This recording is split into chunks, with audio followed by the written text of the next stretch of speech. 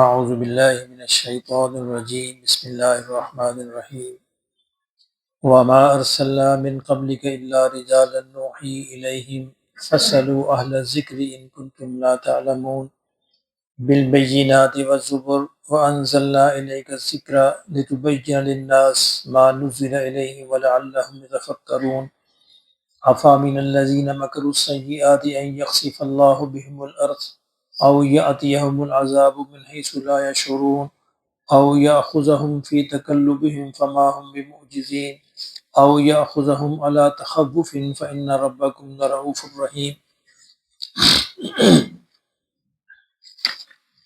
اولم يروا الى ما خلق الله من شيء يتفيأ ظلاله عن اليمين والشمائل سجدا لله وهم داخرون ولله يسجد من ما في السماوات وما في الأرض من دابة والملائكة وهم لا يستكبرون يخافون ربهم من فوقهم ويفعلون ما يؤمرون وقال الله لا تتخذوا إلهين اثنين إنما هو إله واحد فإياي فارهبون وله ما في السماوات والأرض وله الدين واسبا أفغير الله تتقون صدق اللہ العظیم۔ کافروں کا ایک بہت بڑا اعتراض یہ تھا کہ اگر رسول نازل ہوتے تو فرشتے آتے یا کوئی اور مخلوق آتی، یہ تو انسان ہے، یہ نبی صلی اللہ علیہ وسلم یہ تو انسان ہے، تو وہ یہ بات ان کی سمجھ میں نہیں آ رہی تھی کہ ہماری طرح کے چلتے پھرتے انسان۔ قرآن مجید میں ایک اور جگہ کہا گیا نا کہ یہ کیسے رسول ہیں، وَمَا لِهَٰذَا الرَّسُولِ يَمْشِي فِي الْأَسْوَاقِ يَأْكُلُ الطَّعَامَ، یہ تو بازاروں میں چلتے پھرتے ہیں اور ہماری طرح کھانا کھاتے ہیں۔ تو یہ اللہ نے اس کا جواب فرمایا کہ وَمَا أَرْسَلْنَا مِن قَبْلِكَ إِلَّا رِجَالًا، کہ ہم نے آپ سے پہلے بھی جتنے رسول بھیجے وہ سارے انسان ہی تھے۔ یعنی رسول کا پہلا شرف یہ ہوتا ہے وہ انسان ہوتا ہے، انسان اس لیے ہوتا ہے تاکہ لوگ اس کی پیروی کر سکیں، اتباع کر سکیں۔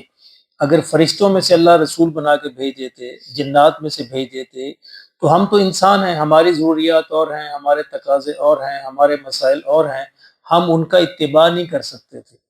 اس لیے انسانوں میں سے انسان ہی رسول ہو تو انسان اس کا اتباع اور پیروی کر سکتے ہیں۔ تو اللہ نے فرمایا وما ارسلنا من قبلک، آپ سے پہلے بھی ہم نے جتنے رسول بھیجے الا رجالا، وہ سارے کے سارے مرد ہی تھے، آدمی ہی تھے، انسان ہی تھے، نوحی الیہم، ان کی طرح ہم وہی بھیجتے تھے۔ یعنی فرق یہ ہوتا ہے عام انسانوں میں رسول میں کہ اللہ رسول کی طرف وہی بھیجتے ہیں، رسول کا اللہ انتخاب کرتے ہیں، اپنا پیغام اس کو بھیجتے ہیں۔ فاسألوا اہل الذکر ان کنتم لا تعلمون، میں اگر تمہیں یہ بات سمجھ نہیں آتی تو اہل علم سے پوچھ لو، وہ تمہیں یہ بات کنفرم کریں گے کہ پچھلی قوموں پر بھی اللہ نے انسانوں کو ہی رسول بنا کر بھیجا۔ اس لیے یہ بہانہ نہ بناؤ کہ تم کہ انسان کیوں ہیں، تو اس لیے تم اپنی بے عملی کا بہانہ بنا رہے ہو۔ اللہ کا قانون اور دستور یہی ہے کہ اللہ انسانوں میں انسانوں کو ہی رسول بنا کر بھیجتے ہیں۔ بالبینات والزبر، اور ان رسولوں کو اللہ نے فرمایا ہم دلائل بھی دیتے ہیں، والزبر، اور کتابیں بھی دیتے ہیں، کتابیں بھی دے کے بھیجتے ہیں اور دلائل بھی دے کے بھیجتے ہیں۔ وَأَنزَلْنَا إِلَيْكَ الذِّكْرَ، اور فرمایا اے رسول صلی اللہ علیہ وسلم آپ کی طرف بھی ہم نے اس ذکر کو یعنی قرآن مجید کو نازل کیا ہے، لِتُبَيِّنَ لِلنَّاسِ، تاکہ آپ لوگوں پر اس کی وضاحت کر دیں، کھول کر اس کو بیان کر دیں، ما نزل الیہم، جو ان کی طرف نازل کیا گیا ہے، انسانوں کی طرف جو نازل کیا گیا ہے۔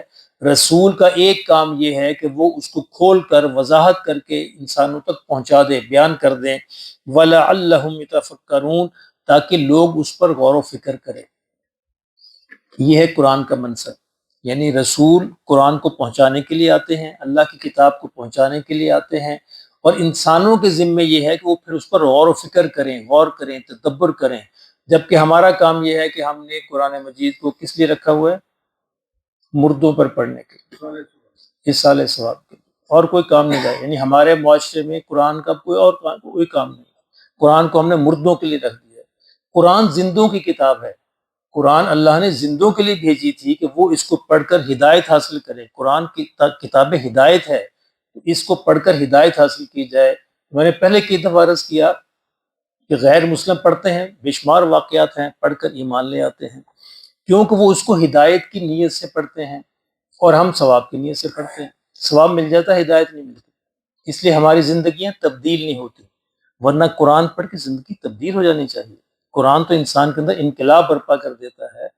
یہ انقلاب برپا کیوں نہیں ہو رہا؟ سب سے پہلی بات تو ہم سمجھتے نہیں، نہ سمجھنے کی کوشش کرتے ہیں، ساری زندگی گزر جاتی، موٹی موٹی کتابیں میتھ کی، فزکس کی، کیمسٹری کی، بایو کی، فلاں فلاں فلاں ساری پڑھ ڈالتے ہیں، اور ان کو پڑھنے کی کوئی مشکل پیش نہیں آتی۔ قرآن کی باری آتی تو مشکل پیش آتی، یہ کیسے پڑھی جائے گی؟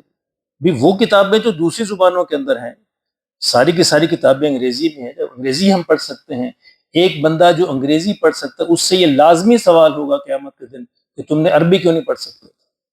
تمہارے اندر یہ صلاحیت موجود تھی کہ تم انگریزی پڑھ سکتے تھے، میتھ پڑھ سکتے تھے، فزکس کیمسٹری پڑھ سکتے تھے، فلاں فلاں پڑھ سکتے تھے، تو تم قرآن کیوں نہیں پڑھ سکتے تھے؟ تم عربی کیوں نہیں پڑھ سکتے تھے؟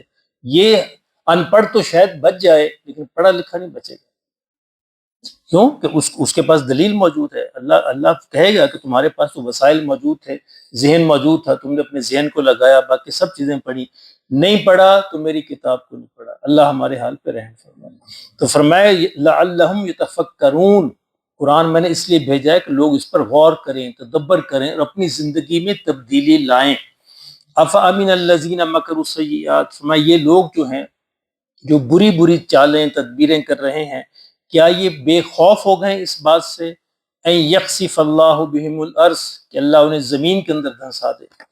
اللہ اس بات پہ قادر ہے کہ ان کو چلتے ہوئے زمین میں دھنسا دے، او یاتیہم العذاب من حیث لا یشعرون، اور یا اللہ ان پر وہاں سے عذاب لے آئے جو ان کے گمان کے اندر بھی نہ ہو۔ آپ کو یاد ہے 2005 کا زلزلہ؟ اللہ اکبر، لوگ اپنے گھروں سے کام کے لیے نکلے تھے، ایسے تھا نا، اور بچے اسکولوں میں پڑھنے کے لیے نکلے تھے اور دفتروں میں جانے کے لیے لوگ نکلتے تھے، زمین پھٹی، لوگ شک ہو گئے، کوئی دفتر جاتا ہوا، کوئی اسکول جاتا ہوا، کوئی کام کی طرف جاتا ہوا۔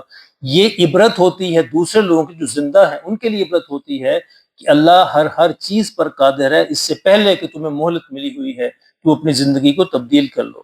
اللہ نے فرمایا او یاخذہم، یا اللہ ان کو پکڑ لے فی تقلبہم، کہ وہ چلتے پھرتے ہیں، یعنی اچانک چلتے پھرتے اللہ ان کو پکڑ لے، فما ہم بمعجزین، اور اللہ اس بات سے عاجز نہیں ہے، اگر اللہ چاہے تو وہ یہ بھی کر سکتا ہے کہ انہیں چلتے پھرتے پکڑ لے، او یاخذہم علی تخوف، اللہ اکبر، یا پھر اللہ انہیں آہستہ آہستہ پکڑ لے۔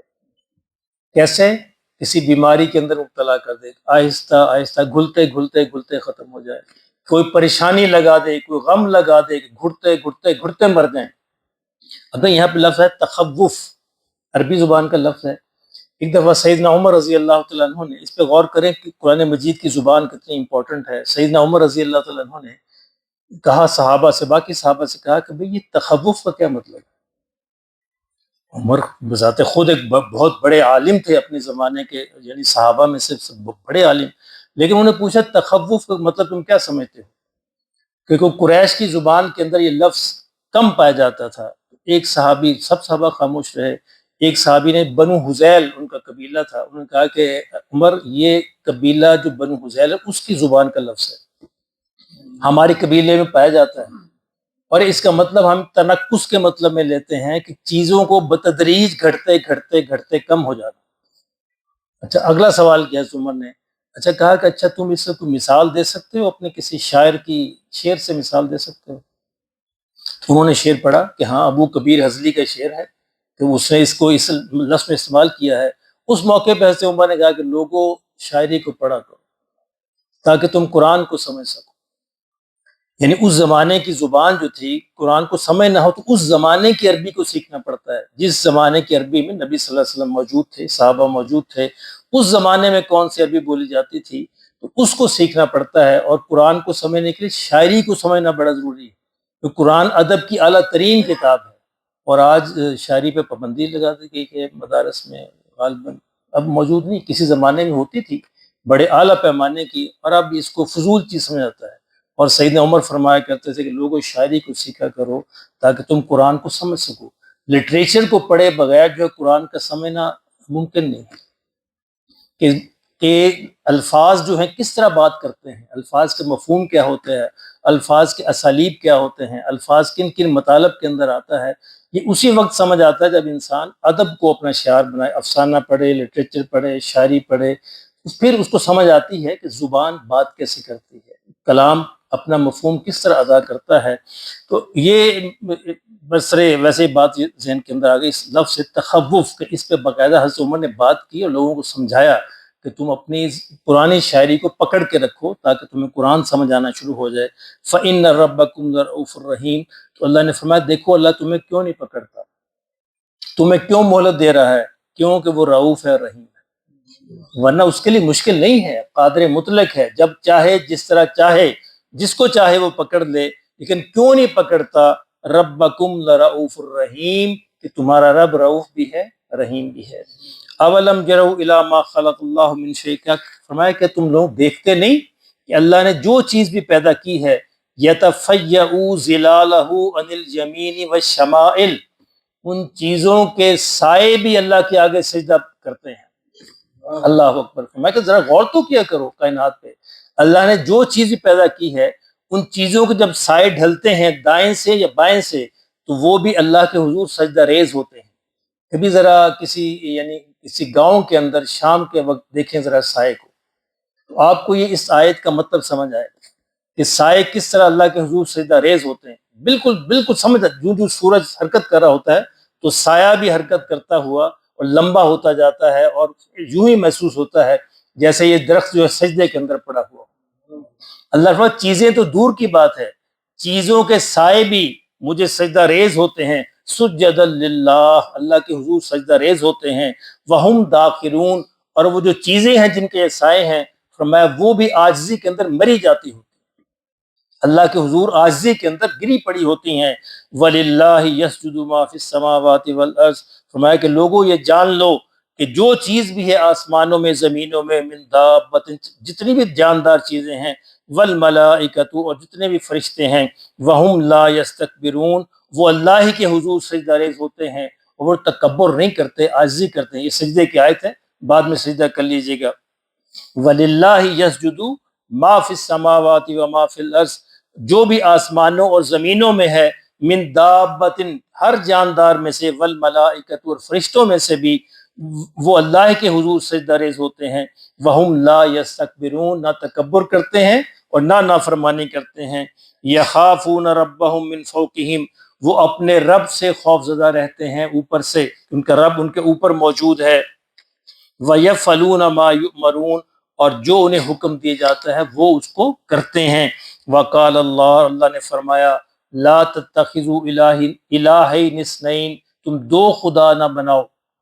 شرک کا ایک طریقہ یہ ہے کہ لوگ دو خدا بناتے ہیں، ایک برائی کا خدا، ایک نیکی کا خدا۔ آج بھی اس کو ثنویت کہتے ہیں، ثنویت، توحید اور ثنویت۔ تو یہ توحید ایک اللہ کو ماننا اور ثنویت دو خداؤں کو ماننا۔ یہ کہا جاتا ہے ایک جزدان ہے، ایک اہرمن ہے، ایک برائی کا خدا ہے، ایک نیکی کا خدا ہے۔ اللہ فرمایا نہیں، یہ بھی نہیں، انما هو الہ واحد، تمہارا الہ ایک ہی الہ ہے، وہ تن تنہا ہے۔ فَإِيَّايَ فَارْهَبُونَ، اس سے لوگوں مجھ ہی سے ڈرو، کیونکہ میں ہی تنہا مالک ہوں، قادر ہوں، قادر مطلق ہوں، خالق ہوں۔ وَلَهُ مَا فِي السَّمَاوَاتِ وَمَا وَالْأَرْضِ، فرمایا جو بھی آسمانوں میں یا زمین میں ہے، وَلَهُ الدِّينُ وَاسِبًا، اس کے ذمے ہے کہ وہ اطاعت اور عبادت اللہ ہی کی کرے، لازم ہے اس پر۔ أَفَغَيْرَ اللَّهِ تَتَّقُونَ، تو کیا تم پھر اللہ کے علاوہ کسی اور سے بھی ڈرتے ہو؟ جب یہ اللہ ہے جس کی یہ قدرت ہے، یہ طاقت ہے، اور یہ وہ کر سکتا ہے، سب کچھ کے بغیر سب کچھ کر سکتا ہے، تو پھر اس کے علاوہ کسی اور سے ڈرنے کا کوئی بات سمجھ نہیں آتی۔ اسے لوگوں اس بات پہ بار بار غور کرو۔ اللہ ہمیں بھی غور کی توفیق نصیب فرمائے۔